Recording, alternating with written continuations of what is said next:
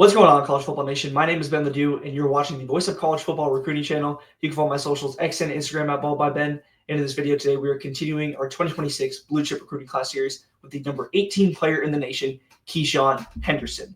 And as we pull up his 24/7 scouting report here, he is a quarterback that stands at 6'3", weighing in at 185 pounds. He attends Legacy, the School of Sports Sciences High School out of Spring, Texas. That is a mouthful for a high school if I've ever heard one. 24/7 Sports Composite has him as the number 18 player in the nation, like I mentioned, number 4 QB, and the number 2 player out of the state of Texas. He is currently committed to the Houston Cougars as of 5/27/2024. He holds 40 offers, notably from Texas A&M, Alabama, Alabama State, Arizona State, and then, of course, the hard commit, the University of Houston.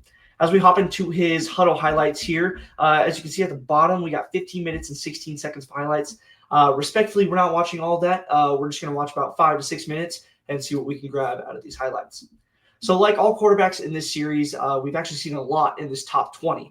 But we just want to be able to see some diversification of the type of routes that he can throw. Can he throw the quick out? Can he throw a slant? Can he throw a in-breaking 10-yard route? Can he throw an out route? Can he throw a corner? Can he throw a deep ball in stride? Stuff like that. And then you also want to be able to see the athleticism shown. Is he a dual threat guy, or is he more of a pocket passer?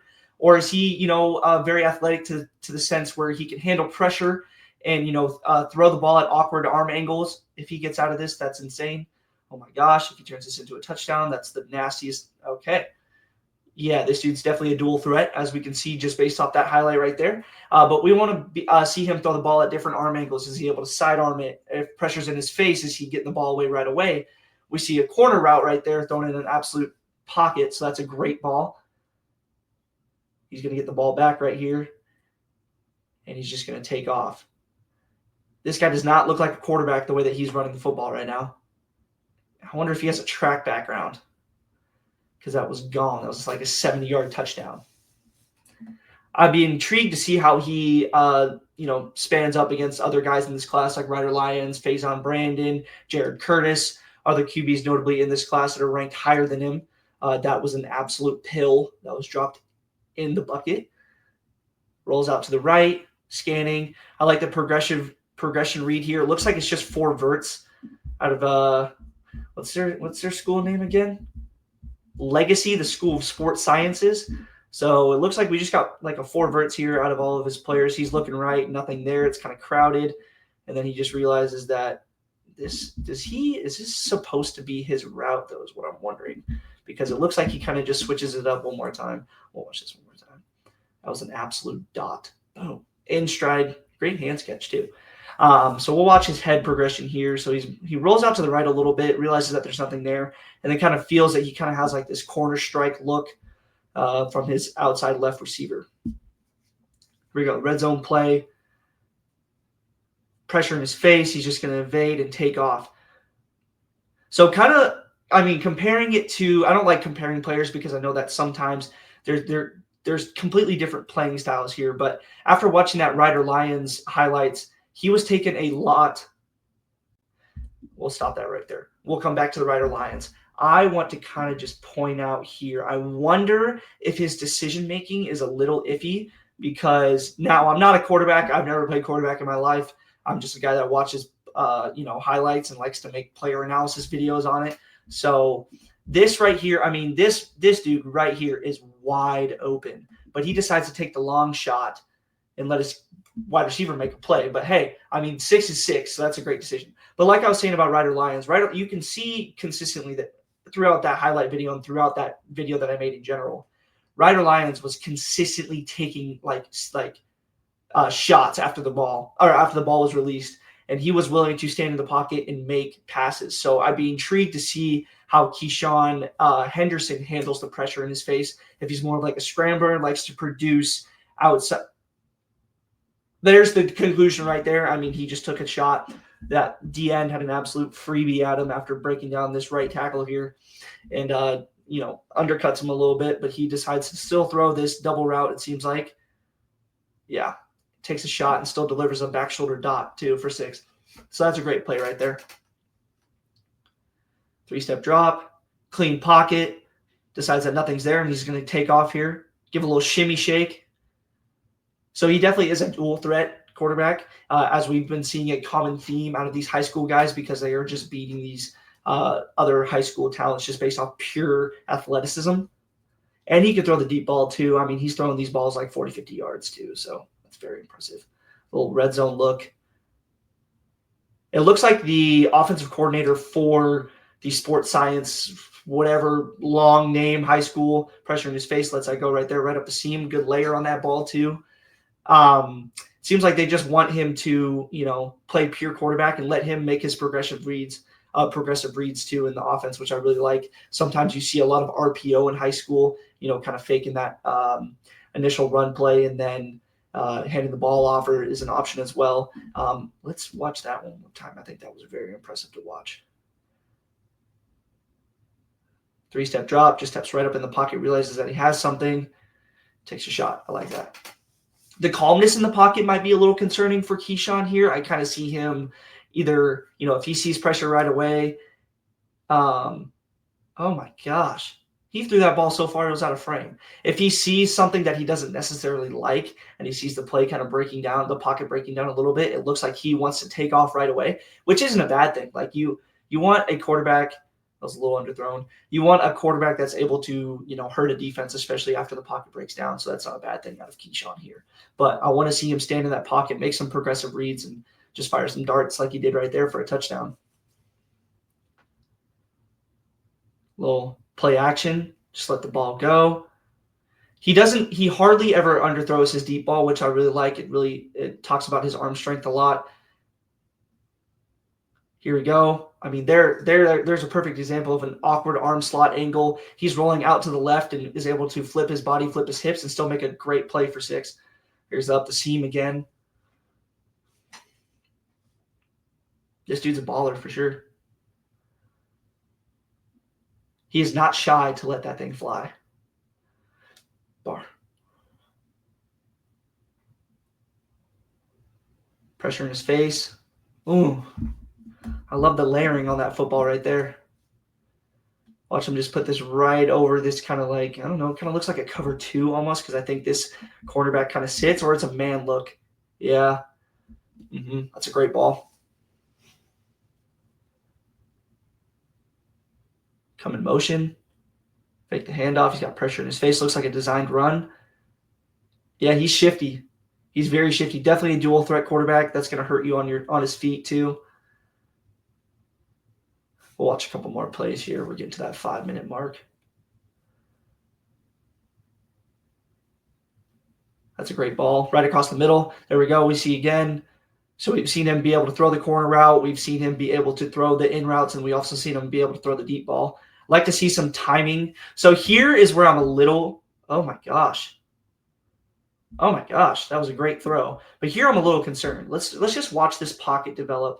This pocket's – kind of clean. Like he can kind of just sit here for a while because he's really not getting pressure up front. I mean, he's deep enough to where he's able to kind of just sit in this pocket and let the play develop, make his reads. I think he gets a little antsy here and takes off a little bit too early, but still, makes an athletic play and throws on the run, throws like a 40-yard dot.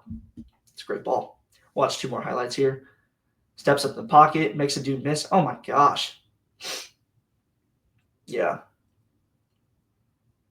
So watch this last play here.